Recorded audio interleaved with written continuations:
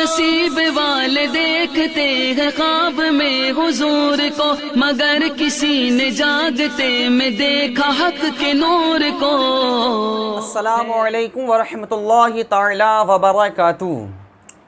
नाज़रीन इकराम, कमेंट में आ रहा है कि हज़रत तलाक़ के बारे में कुछ बयान कर दीजिए। तो नाज़रीन इकराम, हम तलाक़ के बारे में क़दर तफ़सील करना चाहेंगे। आजकल हमारे मुआशरे में ये देखा जा रहा है कि मियाँ बीवी में ज़रा सी बात पर तकरार हो जाती है, यहाँ तक कि झगड़े और लड़ाई की नौबत आ जाती है। जब मामूली सी बात पर मियाँ बीवी में तकरार होती है और बात लड़ाई झगड़े तक पहुँच जाती है, तो कुछ भाई हजरात इतने गुस्से में आ जाते हैं, इतने गुस्से में आ जाते हैं कि वो गुस्से में आकर आपे से बाहर होकर अपनी बीवी को तीनों तलाक़ें दे देते हैं। एक तलाक़ या दो तलाक़ पर उनका जी नहीं भरता, बल्कि तीनों तलाक़ें दे देते हैं। अब एक तलाक़ या दो तलाक़ें रजई दे देते तो उसमें गुंजाइश की कुछ सूरत निकल आती, मगर इन्होंने आपे से बाहर होकर गुस्से में आकर अपनी बीवी को तीनों तलाक़ें दे दी। अब ये औरत इस आदमी के निकाह से बाहर हो गई, इसके लिए ये औरत हराम हो गई। तीन तलाक़ें देने के बाद में तलाक़ मुग़ल्लज़ा हो जाती है। औरत अपने शौहर के निकाह से बाहर हो जाती है। औरत तीन तलाक़ के बाद में अपने शौहर के लिए हराम हो जाती है। अब ये औरत उस आदमी के लिए, उस मर्द के लिए हलाल नहीं हो सकती जिसने तीनों तलाक़ें दे दी हैं, जब तक यह औरत किसी दूसरे मर्द से निकाह ना कर ले। कुरान शरीफ में है, फ़इन तल्लक़हा फ़ला तहिल्लु लहू मिन बअदु हत्ता तनकिहा ज़ौजन गैरा। अगर आपने दो तलाक़ों के बाद में तीसरी तलाक़ दे दी, आपने तीनों तलाक़ें दे दी, तो ये औरत हलाल नहीं हो सकती उस मर्द के लिए हत्ता तनकिहा ज़ौजन गैरा, यहाँ तक कि वो किसी दूसरे मर्द से निकाह कर ले। मतलब ये है कि तीनों तलाक़ें देने के बाद में तलाक़ मुग़ल्लज़ा हो जाती हैं। वो औरत अपने उस शौहर के लिए हराम हो जाती हैं। अब इसमें हलाली की ज़रूरत पड़ती है। ये मर्द अपनी इसी औरत से दोबारा निकाह करना चाहेगा तो निकाह नहीं कर सकता जब तक वो औरत हलाले से ना गुज़र जाए। यानी इसमें अब हलाली की ज़रूरत पड़ेगी।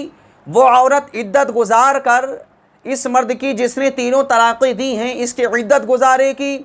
इद्दत गुज़रने के बाद में वो औरत फिर किसी दूसरे से निकाह करे, उसके बाद में वो उसको तलाक़ दे, फिर उस मर्द की इद्दत गुज़ारे। दूसरे मर्द की इद्दत गुज़ारने के बाद में जो दूसरे मर्द से निकाह किया उसने तलाक़ दे दी, अब उसकी इद्दत गुज़ारे। वो इद्दत गुज़ारने के बाद अब पहले वाले मर्द से निकाह तब जाकर कहीं करेगी। तो इसमें काफ़ी परेशानी का सामना करना पड़ता है कि आपने बीवी को तीनों तलाक़ें दे दी, यह औरत आपके लिए अब हराम हो गई, हलाल नहीं हो सकती। अगर आप इससे दोबारा निकाह करना चाहते हैं तो पहले ये इद्दत गुज़ारेगी जो आपने तीनों तलाक़ें दी हैं, उसके बाद में किसी दूसरे से निकाह करे, उसके बाद फिर वो तलाक़ दे दूसरा मर्द, फिर इद्दत गुज़ारे, उसके बाद में कहीं जाकर आप उससे निकाह कर सकते हैं। तो नाज़रीन किराम, इसमें काफ़ी परेशानी का सामना करना पड़ता है।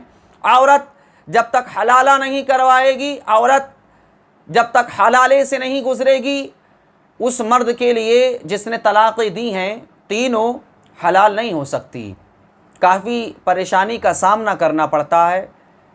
तीनों तलाक़ें गुस्से में आकर दे देते हैं और अंजाम नहीं सोचते। जब गुस्सा उतरता है तो ये कहते हैं हाय अब क्या हुआ, हाय अब क्या करें। उलमाए किराम की बारगाह में जाते हैं तो कहते हैं हज़रत गुंजाइश की कोई सूरत हो तो बता दीजिए। अब गुंजाइश के तो कोई सूरत नहीं है सिवाय हलाले के। एक ही सूरत निकलती है तीन तलाक़ें देने के बाद में, वो है हलाला। औरत हलाला करवा लेगी, उसके बाद में दूसरे मर्द की इद्दत गुजार कर तब आप उससे निकाह कर सकते हैं। गुंजाइश की सूरत तो तब निकलती ना जब आप एक तलाक या दो तलाक पर किफ़ायत कर लेते। पहले तो ये समझें कि इस्लाम में बिला उज़्र शरई, बग़ैर उज़्र शरई के तलाक देना इस्लाम में जायज़ ही नहीं है। हाँ, अगर उज़्र शरई पाया जा रहा है और आपकी कहीं से कहीं तक औरत से नहीं बन पा रही है, कोई सूरत ही नहीं निकल रही है कि औरत से बने आपकी, और उज़्र शरई पाया जा रहा है, तलाक देना ही पड़ जाए, तो आप एक तलाक रजई या दो तलाक़ रजई दे दें।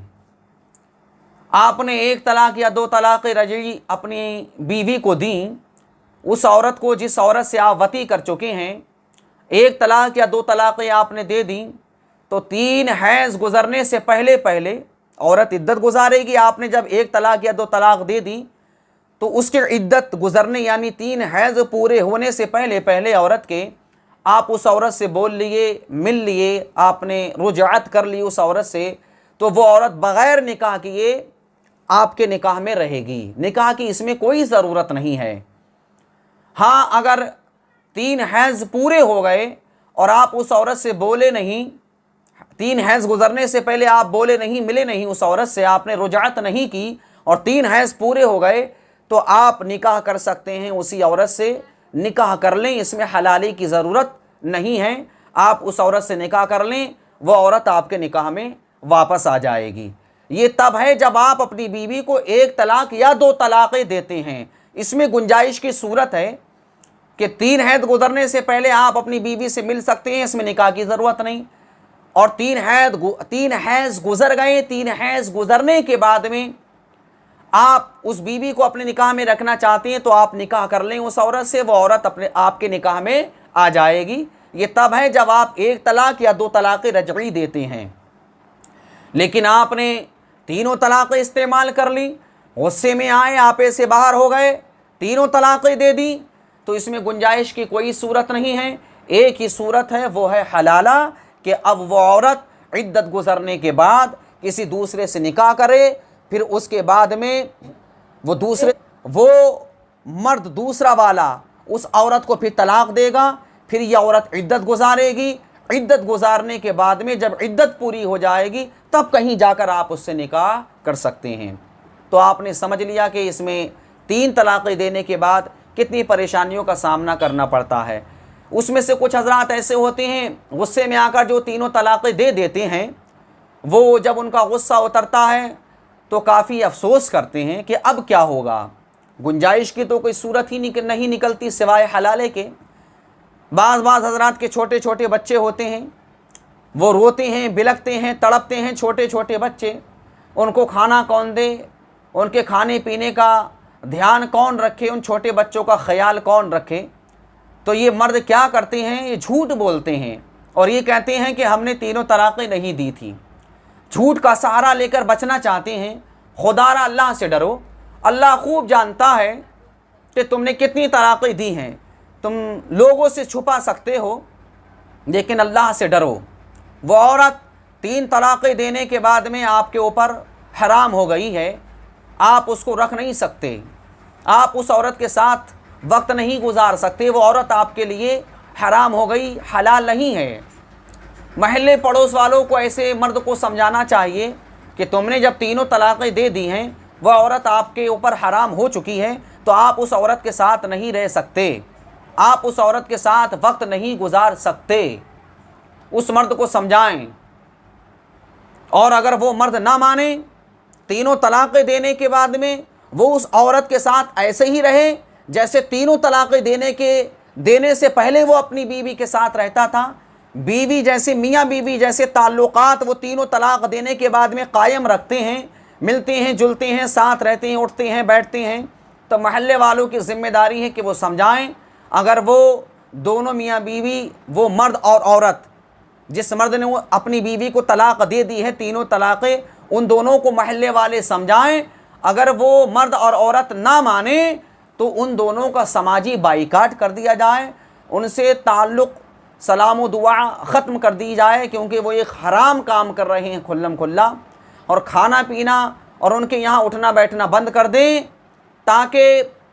ताकि दूसरे लोगों को इबरत हासिल हो सके, नसीहत हासिल हो सके।